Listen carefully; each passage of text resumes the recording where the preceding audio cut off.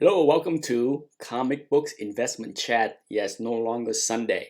Um, I decided after Thanksgiving that going forward, if I'm gonna do a comic books investment chat kind of video like I done, it's just gonna be impromptu kind of things. Could be any given time of the day on any given week, so that I'm not tied down to any kind of schedule. It's not a big deal because I think a lot of people watch or listen to the podcasts at their own leisure anyway. It's not like people hunkering around the breakfast table on Sunday morning to listen to what I have to say. So why tie myself down to that kind of time frame, right? So that's the reason why I decided to do what I am doing right now. I'm just gonna shoot the breeze for about an hour, and if people watch it later, so be it. Once again, thank you for all of the few people that bid on my auction. Um, Next month there will be an auction, but there will be it's a reminder here is there will be a for sales video with people with me selling some slabs, and then there will also be a separate auction that auction off some raw books. That will happen probably the second week of January. So if you're waiting or curious on when I will do the sales in January, that is when. Most likely the second week of January, I will do a video on some slabs.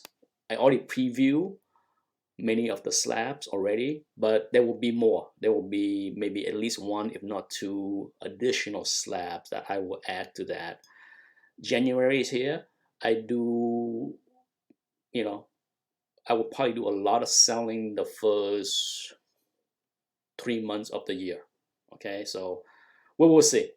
Depend on the demand. I mean, I like to get rid of stuff as quick as I can, but at the same time, if the market is soft and nobody wants to buy anything, even if it's cheap stuff, then I will wait. That's the thing.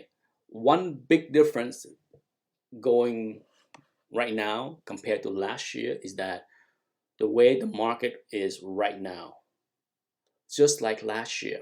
Last year, December was pretty ugly. What is the beginning of the ugly market, right? So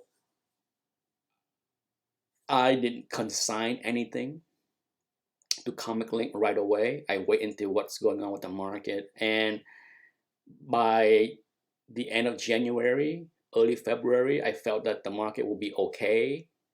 Some books will do okay, some books will not do so well, and I was okay with consigning a lot of stuff to Comic Link from February through October. Okay, I did not consign anything in late November.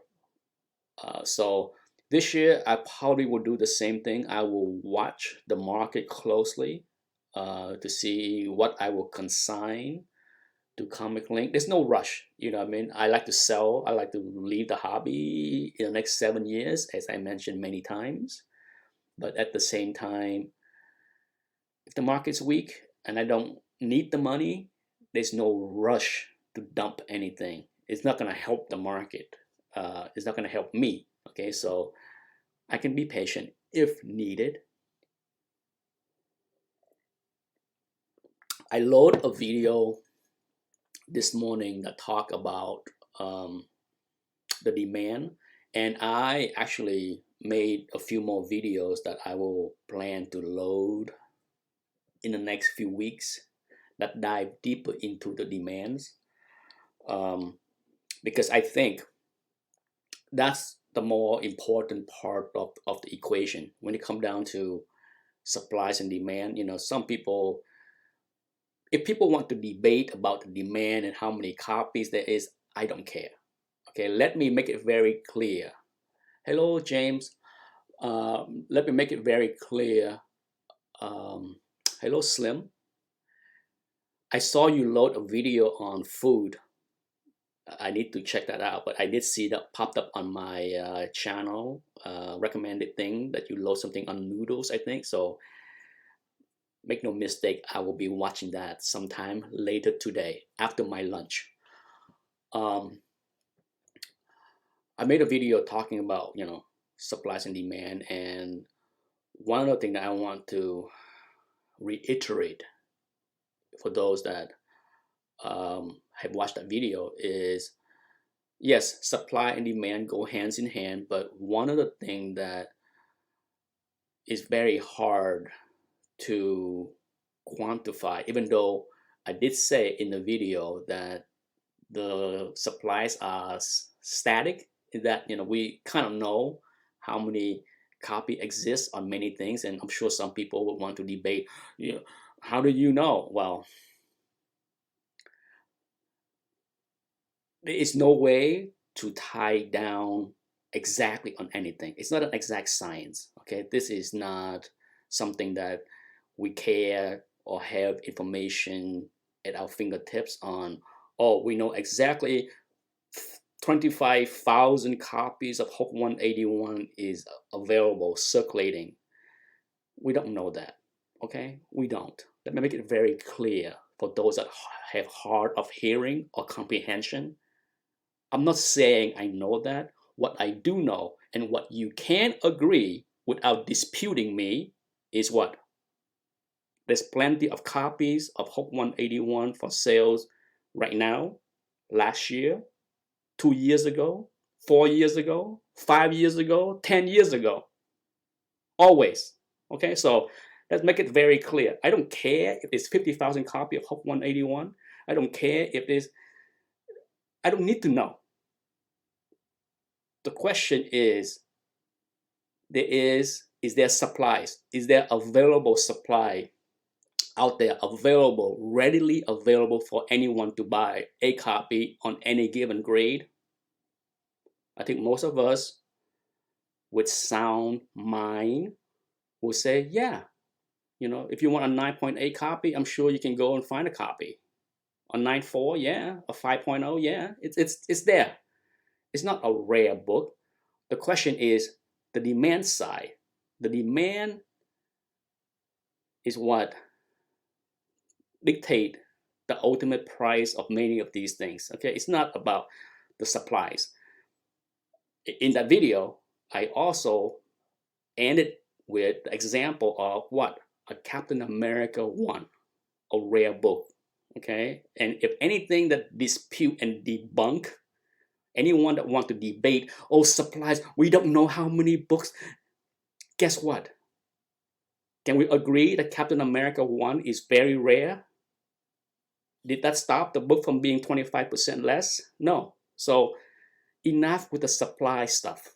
Okay, I don't care. Let me make it very clear. I don't care about supply talk, because anyone that want to debate with me about supply have nothing to say about demand. They're trying to throw some stuff in that's just like, I don't buy it. Now, I will load a few videos on the demand that talk about how complex that is, because there is no easy answer or cause or factors that can say, okay, this is what impact demands. There isn't. Okay, if anything, that's very clear and should be very clear to anyone that watch my videos on these topics, is that there's no clear-cut answer that anyone can get. There's no definitive answer that I can tell you, this is why the market is weak. This is why the market is strong. There is none to give. Okay, so if you want to cherry pick a sentence that I just say something and say, oh, he said this and he said that, make it very clear. There is no one answer. There's no one answer fits all here. None. That's why I made a video about what? Inefficiency. This market is so inefficient, from information, from where the buyers are, where the sellers are. There are so many inefficiency in this market. Need I say more? So those that want to debate and discuss and argue on the reasons, the word inefficiency says it all, right? Now, when it comes down to the demand, one of the things that I want to talk about in this chat, and many of these things I'm talking about here is available either already or will be in 10 to 12 minutes videos, the kind of videos that I like to do. Is that not everybody watch the chat. Okay, not everybody care to listen to 1 hour long of me talking, and so it's easier to just make the 10, 12, 15 minutes video and have people digest the information that way. Hello, Comic Addiction. Yeah, I'm fired up. You should know better, Good Ace Go. You should know. I have zero tolerance for nonsense. Okay, a lot of people don't like me for that. That's fine. Good Ace Go. You know how I am. Ask me about price or something, and I tell you to get the F out of here. You get that. You get that talk already, right? Some people just don't get the hint. But at the end of the day, when it comes down to the market, one of the hardest thing about the comic market is the small number. The law. I made a video that I talk about called the law of small number. Yes, Good as gold, because it's nonsense. You know that already. If you watch, as you claim, you watch a lot of my videos, and yet you ask a question like, "Why is that raw?" Come on. It's. Is there a reason for that kind of questions? I talked for 7 years about liking to collect raw books, and then when I show a book, why is it raw? What do you expect? Heck, even other people in the chat room tell you that was a stupid questions. One of the thing that is the most difficult thing about this hobby is what I call the law of small number. Okay, the law of small number is how few there are as far as any particular group of potential buyers on anything. The dynamics of an auction can change drastically when you have one less or one more bidders fighting for a book. Okay, that is how tight this market is, because it's not a lot of people. There is not a lot of people that can afford a $30,000 book. Can we agree on that? There's a lot of people that like to throw out opinions on this hobby, but if you cannot bid on a 30,000 books, then really you're not in a position to say, "Oh, this is right, this is wrong." You don't know. If you're not the kind of collectors that are bidding actively on 5 figures books, then you're not part of that market. Okay, but when you go, the higher you go up the pyramid, the fewer and fewer and fewer the people they exist. Okay, how many people have $150,000 to bid on anything? How many? Not many. So all it takes is one person, for whatever reason. It could be that he already had the book. I used to follow, long before YouTube. I wish if I was on YouTube earlier, I would have been able to illustrate it, but there was time where I follow auction very closely on big books, and you can see how if a big book like say Avenger 1, a 9.0 copy, go for a certain price, if another copy come up shortly after, you see less bidding action, you see less price, little bit less, not like a huge difference. Okay, it's not like I'm not talking, oh, 20% decline because one less person bid, but you can see it. You can see the trend from books to books. Given any big keys, you see it. All it takes is one bidder that say, "I got my copy. I'm done. I'm done fighting it," and you will see,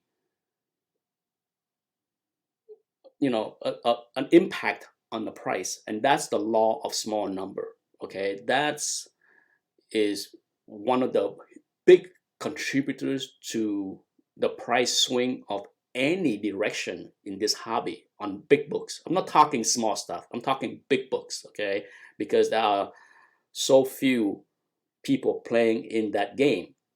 The pool is very tight, and all it takes is one less person for whatever reason to say, "Not for me," or "I got my copy," um, and it's down. It's and all it takes, okay, on the opposite end of the spectrum, all it takes is one person to jump in the pool, and the water will rise, right?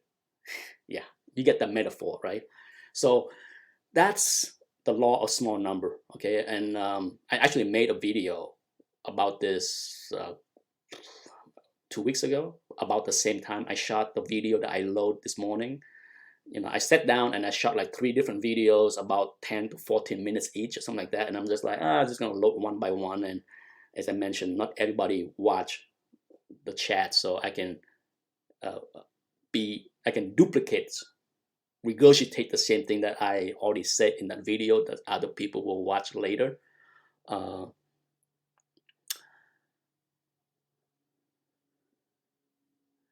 Yickety yakety, hello. Brian's here. Music Chatter is here. I am in that 3 figures club right now. Brian Madrigal. Yes. It's, and the the biggest problem with the hobby right now, of course, is in the high roller club. Okay, now why or how the high roller decided that they don't want to play in this field is not something that I know. Okay, I know I'm not bidding on those things because I got those things, or I don't want those things. Okay, let me make it very clear. I don't have everything, but I don't need those things. I don't want those things.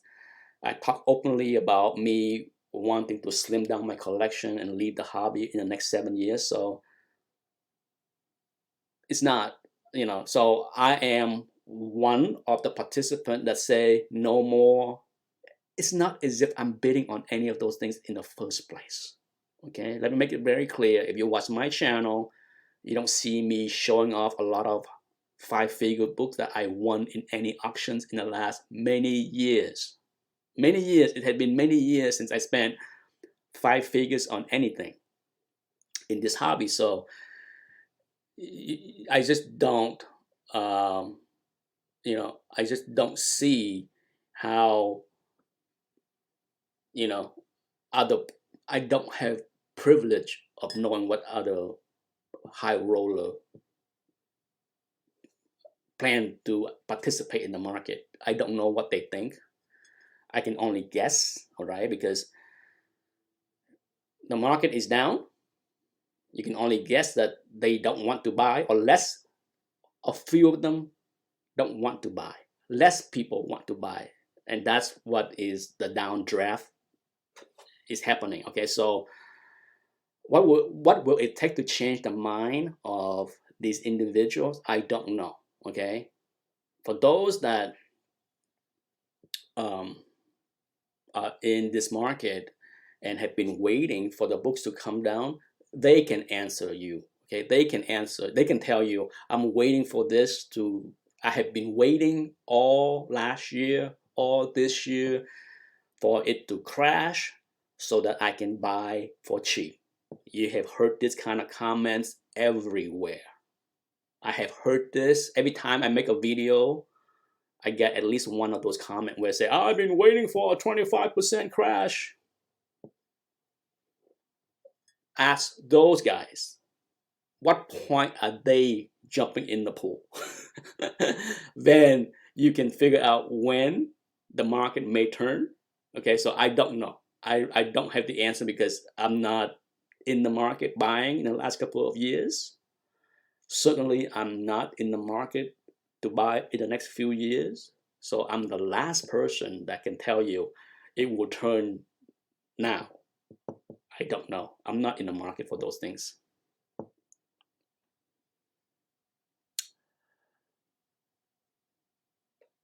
Slim Comic said, "My wife will divorce me." Yeah, it's not something that a spouse can be comfortable seeing other people spending their money. Okay, I can understand it. Hey, my wife, she raised her eyebrow when she saw me buying some big books in the past. Not recently because I haven't bought a lot of stuff, but over the years, even my son, over the past few years. Um, oh wow, thank you, sir, for the big super chat. Um, over the years, they have seen me done very well flipping books as well as collections. So she no longer freaked out. Okay, in the past, maybe 8 years ago, back in 2010, 2011, when I was still buying big books, like buying a Detective 31 or Detective 33. She's like, oh my God, you spent that much. Mind you, I bought my Action one 2010-ish. So yeah, so she saw those. Trust me, it wasn't cheap. So she's like, oh my God, you spent that much? Oh my God. But she has seen how well I have done in the past few years that she's like, okay, but now I'm like, I told my wife this year that I'm done.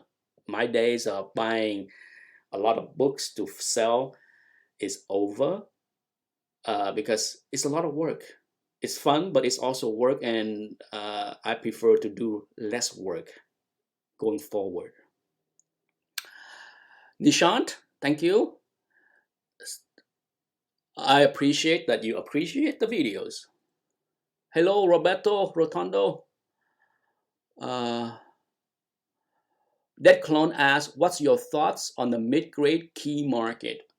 I think the mid-grade and low-grade key market will do better. Okay, that's the key word I want to use and want to say will do better because the high end is very tough. Okay, the high end, the big books, it doesn't matter if it's a Bronx 9.8. I don't want to touch it. It doesn't matter if it's a Hook 181 9.6. I don't want to touch it. Okay, sure, Hook 181 has had some big spike up the last few years and came down. But if you go back 15 years, there are people that bought that book that still have not make money. So I would never advise anyone to go out there and buy a Hook 181 9.6 or 9.8. If you're good and you're kind of gambler that can buy a Hook 181 9.8 for 25,000 and then sell it for 35,000 on the snapback, good for you. Okay, congratulations. I can't play that game. I rather put $25,000 in the stock market and make my money. I have more confidence in picking the right stock that will make me profit than throw $25,000 in a Hook 181 9.6 or 9.8. I just can't do that. But for the low grade keys and mid grade keys, Silver Age, I think the market will be fine. Okay, if there is a correction, which there is, nobody say that there isn't a correction for those books. If there is one, it will take time. I do not believe that the downtrend that we have right now in 2019 is something that can reverse quickly. I don't see it. If it happens, I'd be the first to say, wow, I was wrong. I'm not going to complain. Trust me, I don't have a problem being wrong. If the market snap back in 2020, guess what? Guess who will be the first in line to sell stuff? Yeah, right here. Okay, so trust me, I'm not sitting here and saying that I hope I'm right. I hope I'm going to be the one that predict correctly that the market will be soft in 2020. No, I don't know. But if the market is going to be strong next year, hallelujah. It helped me stay on track of leaving the hobby. Yeah. David Valdez, hello. Well, I'm still going to be around for 30 more minutes. I will leave at noon to enjoy my lunch. Um, but before I forget to mention, make sure to check out Strictly Comics. He is running a bunch of auction, started yesterday for the Hero Initiative. So if you want to participate and donate, that's the way to help out creators. If you want to help out creators in need, my plan on last year I donated a couple books, a couple slabs. This year my plan is to just donate money. So I will just donate money directly to I will donate the money to Edwin, Strictly Comics, and then he can just give that money, because I think that's the best thing to do. It's the least work on me, on him. We don't have to deal with running the auction and collecting the money and shipping, all that stuff. To me, my advice to the whole community, which I told him, I said, hey, it would be nice if everybody in the community chip in $50. Hey, if we have 3,000 dudes, think about this. If there's 3,000 dudes in these active communities that want to help out the Hero Initiative, each one of you, me included, just give $50, and that's more money than Edwin raised last year with many weeks of planning and running the auction. There's a lot of work on his part. Okay, people don't understand how much work he and a few other guys helped out. It's a tremendous effort on their part, a lot of sacrifice on their time and effort to do the charity auction.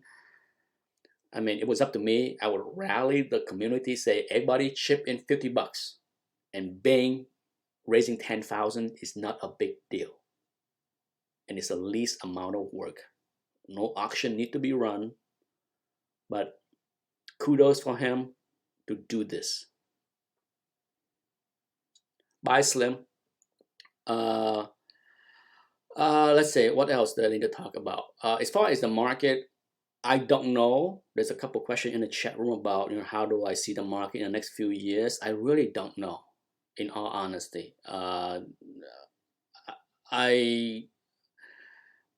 Some people like to throw out why ask guests. Oh, it's gonna do this next year. It's gonna do that. I don't know. The one thing that I have learned being back in the market since 2008, 2009 is that the market has gone to places I never expected. Okay, I would never expect this market to be where it is. If I turn back the clock in 2009 and you ask me, is variance going to be something that's going to be around in 10 years? I would say no way in hell. Wrong there. Okay. If this book's going to be this price, I think most people, if they're honest, will tell you that anything that they thought the hobby will be in 10 years ago, they're wrong. Dead wrong. Okay? Or at least semi wrong. I can say with complete honesty that many things that I thought would be, I was wrong. The one thing that I thought that I was right for the most part is non-keys, especially low grade to mid-grade non-keys. Doesn't matter if it is gold or silver or bronze or copy. I thought that the one thing I got right was I thought that the market trend is definitely more key centrist. Okay, more people will focus on keys, less run collectors, less completists. So the pricing on those kind of books will be not going up. Okay, I said this, if you go back even 5 years ago, 6 years ago, you might find video of me saying that right now is the best time to be a completist because these books are cheap as dirt. Nobody cares. You can't get anywhere near overstreet price guide on these things because the majority of the collector has moved on. If they collect those kind of books, non-keys, they tend to go for the high grade people. There is still a segment of the collecting community that want 9.4, 9.6, 9.8 slabs of these non-keys books. So the market for those still are decent, but you're talking about low grade bronze. They are dollar bin stuff, right? Bargain bin stuff. Doesn't matter. Nobody cares.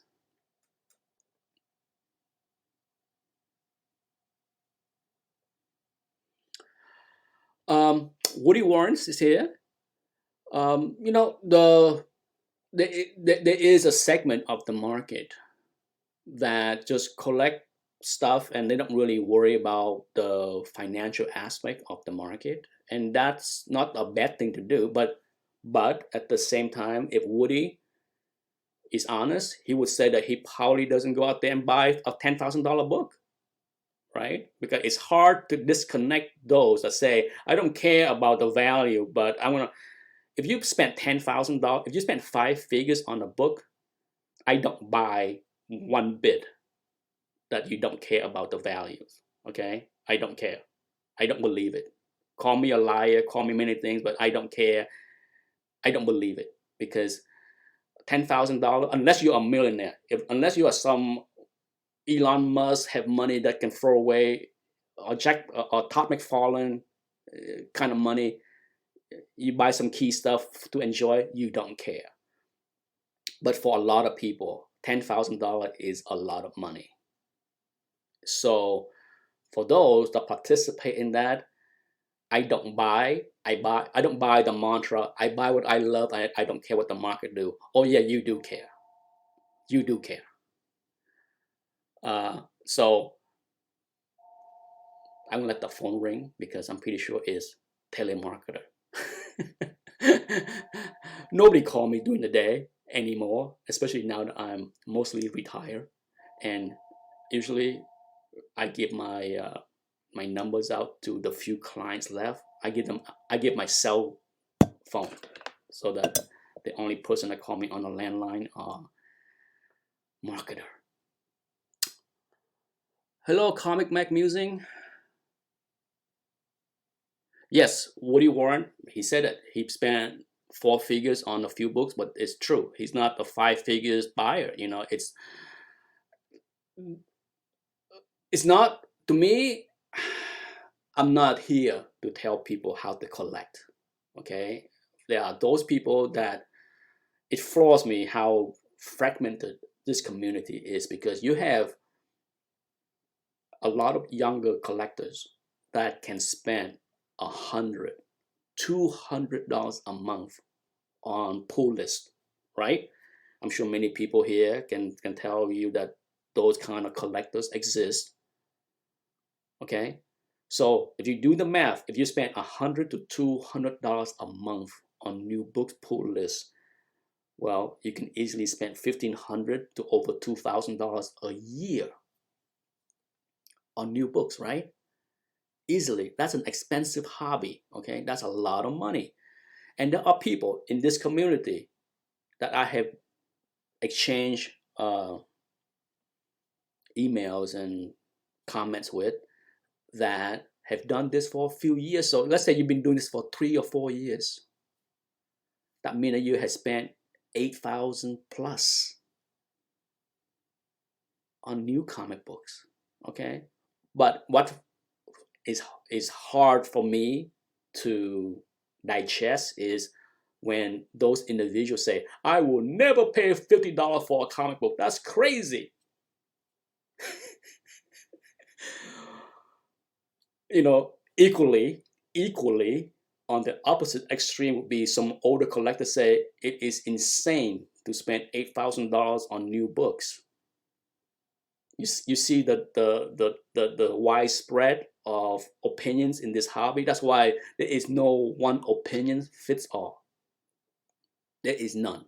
Okay, there is no one opinions here that fits all, and that's why, you know, whenever I read comments from viewers on things, I always shake my head as if like, no, how you collect is your way. It's fine. You know, I try not to judge people on how they collect. I try. I'm sure I violate that here and there in my big mouth. So yeah, it's not, you know, it's always a restraint on my part to read the comment and say, okay, you are entitled to your opinions, but it is just that your opinions. Your opinion is just that, your opinions. Just as my opinion can be just my opinion. I can be completely wrong. Okay, so it's never easy for me to read a comment, but at least over the years I learned to not have a knee-jerk reaction like, oh, you are wrong, or take it personal. People can have their own opinions. I'm not right. I'm not wrong. I'm not right. I'm just here providing opinions.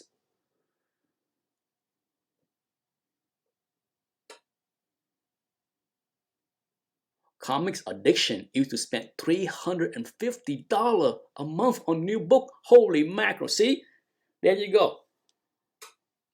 It's a lot of people that buy new books, you know, can spend a lot of money, in the thousands. Okay? In the thousands. And for them, it's a different mindset. You know, I mean, I had exchanged with many newer collectors, and I don't get it. Okay, I'll be the first to admit I don't get it, because I have tried so many times to buy new books to read, and to be honest, I didn't like them. It's not because I am some old guy that say, oh, this is not the X-Men that I used to love, so they changed everything so I can't buy this stuff. No, it's not. It's just, I just find that the art is lackluster, the story is boring.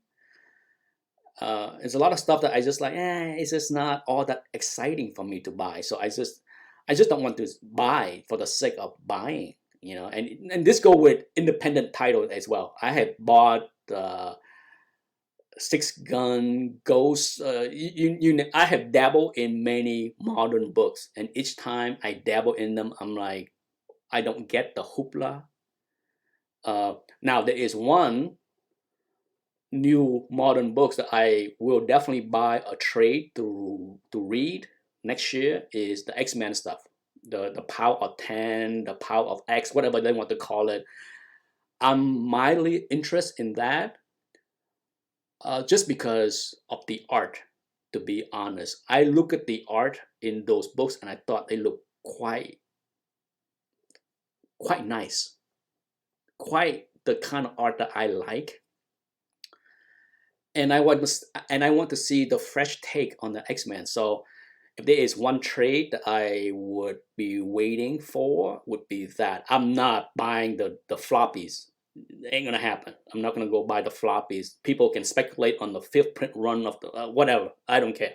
I just wait for the trade to come out, because I want to read and see those arts.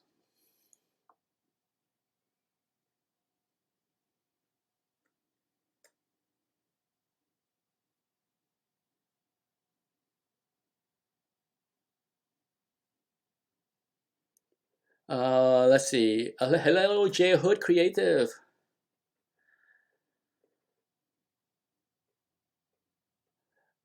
He has been collecting for 45 years.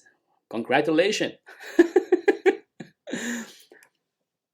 Especially if you have been continuously collecting for all that time. You know, like I have been collecting since 1981, but I took quite a few breaks. My breaks came in, let's see, 81 to 93, 94, and then from 94 to 1998 I was gone. So there's a 4-year span that I was gone, and then I came back in 1998 because of eBay, late 1998.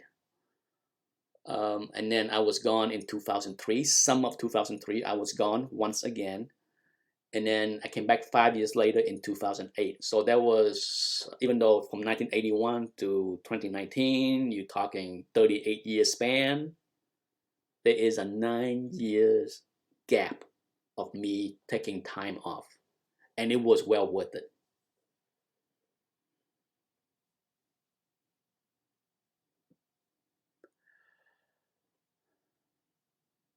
Daniel Golding is here as well. Hello. Let's see. Daniel said, "Do you remember when Teenage Mutant Ninja 1 came out?" Absolutely, absolutely. I made quite a few videos, at least 2, talking about how I could have bought issue 1 off the rack, but I didn't like it. I like the cover. Okay, I remember, and I talked about this before. I like the cover. The cover was interesting enough for me to pick it up to see what's inside. But the inside was black and white. Okay, this is, you gotta talk about the young me. I'm barely in the hobby my first year or so. So it was black and white, and the copy was pretty beat up because, you know, of the way it was. It was at best an 8.0 at best. It was, the spine tick was everywhere, the corner was ding and everything, and I don't remember if there was more than 1 copy on the rack, to be honest. I just remember, I'm guessing no. I'm guessing that if there was more than 1 copy, it was also beat up. But I just remember vividly picking it up and said to myself, oh man, this book is like not even near mint. It's like very fine. I wouldn't pay a buck or $1.50 for this book because it's not shiny, sharp, right? But you're talking about young, newer collectors. So I can see that in a lot of younger, newer collector today. You know, people like shiny 9.8. There is a reason why the modern market is blowing up. Now, let's go back to the market. What is interesting to me to watch now that the vintage market has, okay, so the vintage market, back issue, silver age, bronze age, golden age, they're all heading like this. Hello, triple X, double triple X, hello. I'm watching closely to see how the modern market is going to react. Like, what is going on with the slabbing of modern books, okay? Let me be very clear. Because CGC and CBCS categorized 1975 to now as modern, I'm not talking about 1975. I'm talking about new books, okay? So I'm watching that closely to see how the market will be. You know, I certainly has not watched that closely last year or this year, but going forward, I would definitely pay attention to that market because I'm curious to see how the collectors in that segment view. Okay, like I, but a big part of me think that very little will impact that market because it's a completely different group of collectors. Okay, the collectors that chase after 5 figures silver age keys most likely are not the kind of collectors that give a damn about the last book that came out last month that is in a 9.8 slabs. They are not even in the periphery of these collectors. So there is no participation there. So the way I see that segment of the market is I don't know when or if that market will slow down, because the one thing for sure, the economy is doing well. Okay, unemployment is low. A lot of people that are in that market are not impacted by the economy.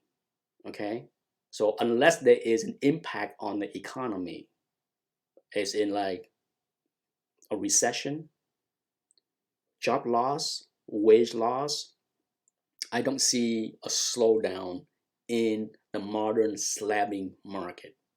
I could be completely wrong, but that's how I see things unfold next year. There's a few people that ask me already, like, what do you think of the market? It's just like, well, depend on what market.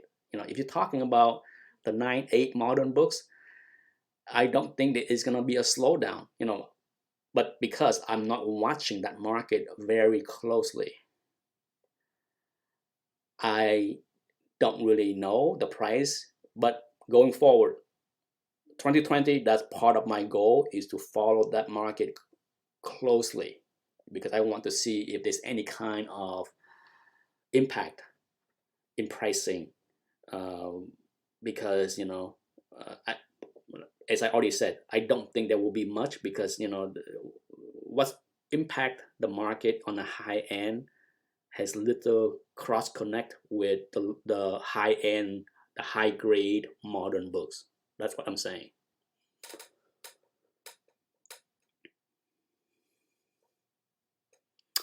J Hood Creative, tough question here. Do you know any other market where investors have just walked away as if they have lost interest or faith in it?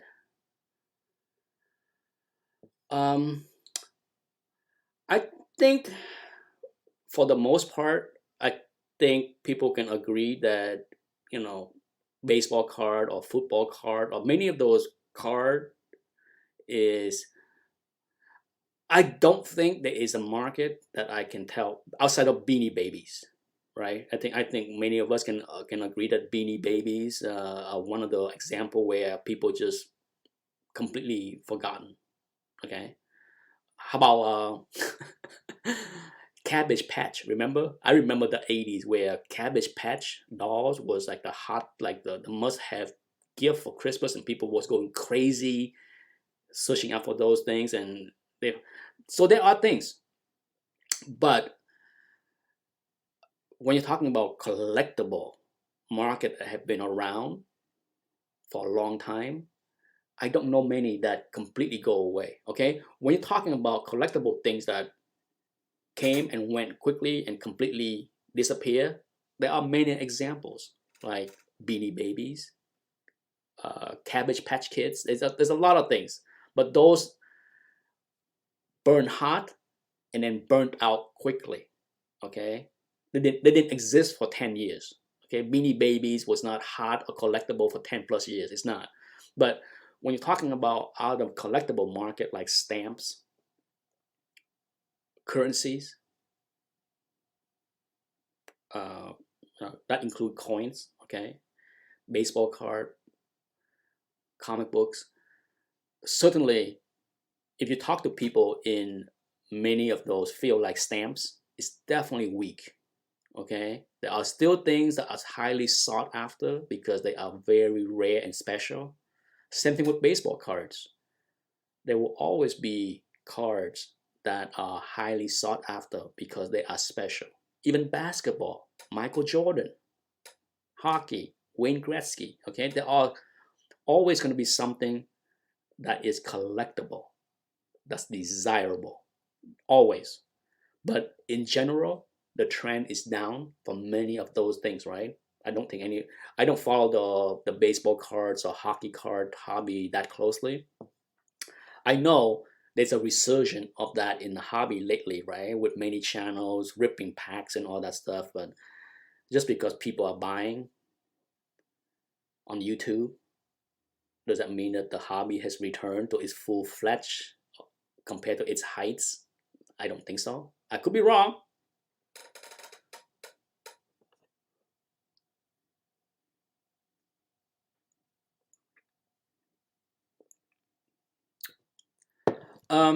J Hood Creative said that his prediction is that the comic collecting will die uh, once interest in superhero movies go the way of the Western. There's some truth to that. Nothing lasts forever. Um, I talked about this before in many chats, and just that I'm glad that the superhero genre is accepted by the publics in general compared to what it was back in the 80s and the 90s. That being said, it's here to stay in that, just like romantic comedies, horror, okay? Even Western. Yes, Western today is nowhere popular as Western in the 60s or early 70s when there was TV shows. There was 2 or 3 TV shows on TV in the 80s, in the 70s, okay? If you can call Little House on the Prairie Western, it is. But today, we still get 1 or 2 good Western movies. It's not blockbuster. It's not like the greatest movie. Sometimes Western movies still are. It's so well made that some of them are still Oscar contenders, right, from year to year. So I don't see a complete in 20 years, no more superheroes. We are sick of it. I don't see that. What I do see is, instead of getting 5 movies a year, maybe in 10 years we might get 2 or 1, at least 1, if not 2. But we're not going to see 5 or 6. That days, uh, it is behind us. I think I could be wrong. As is always, it's just my opinion. But how would that impact the hobbies? For those that believe the hobby is fueled by the movies, then you should be worried. If you believe what is going on with the hobby is the direct correlation with the movies, then you should plan your exit. That's my advice, okay? I plan my exit so you can see where my belief is. Read between the lines. uh, but so I think I don't think you can expect the trend of this market to continue. I have said this countless times. The future values of anything is determined on what? Future collectors. Okay, if you buy something today and expect it to go up in 20 years, do you know the mindset of the collectors 20 years from now or 10 years from now? Okay, so I don't know. Okay, I'll be the first to admit I don't know. But what I can say is that, if you ignore the future trends, you will be in big trouble, because I think none of us can predict where the future collectors will come from and why they want to collect comic books. Okay, there's a whole lot of question mark that I don't know. The W's. Okay, where? Who? I don't know. I'm just glad that I am at the age where I can sell the books in the next few years and enjoy my retirement years. That is really my long-term goal. I don't really have any long-term view on what this hobby will be in 10 years. I do not. In 10 years, I do not want to be on YouTube making videos about comic books. I still be on YouTube, definitely not talking about comic books. Okay.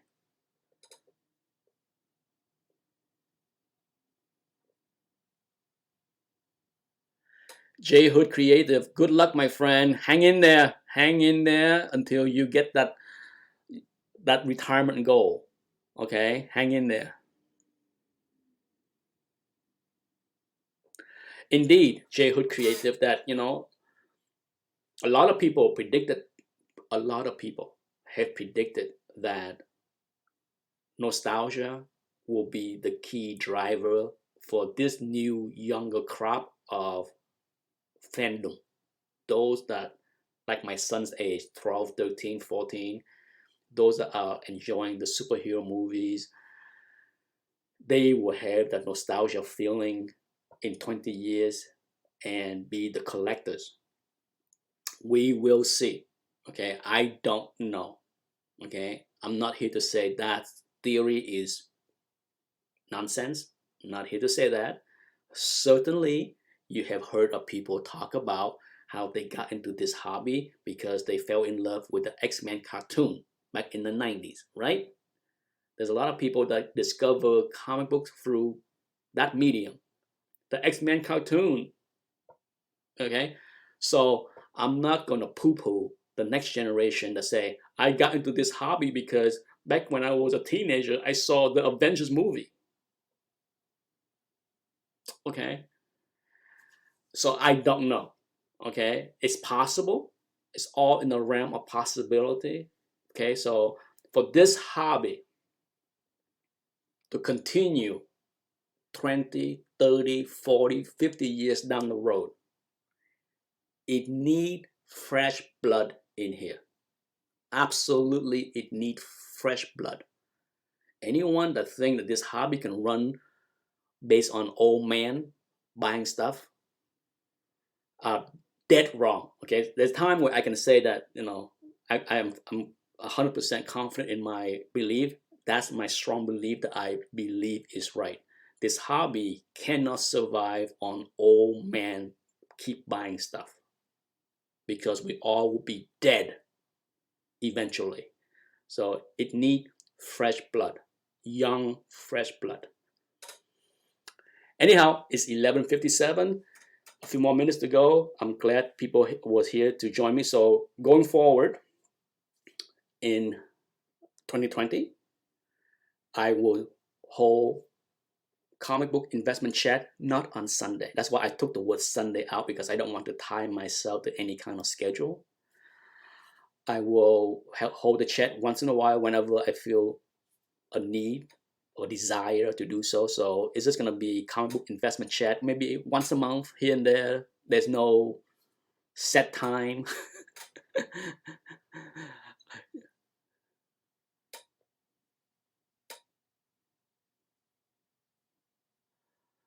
uh, J Hood Creative say, sad but true. I'm guessing that you're talking about we all will be dead. So this hobby cannot rely on old man, middle-aged man keep buying stuff. That's not gonna work. That's a formula. That's an economic formula that cannot survive. Anyhow, I'm hungry. Stomach is starting to growl, so time for me to get ready to make my lunch. Enjoy your day. Last week of school for my son, so yeah, he's gonna be home next week. Christmas is here, so getting ready. No Christmas shopping for me, no comic books. Anyhow, thanks everybody for joining me. Appreciate it. I will load this in the podcast format sometime later today. So for those that want to listen to the podcast instead of seeing my face, you can do that. Bye-bye.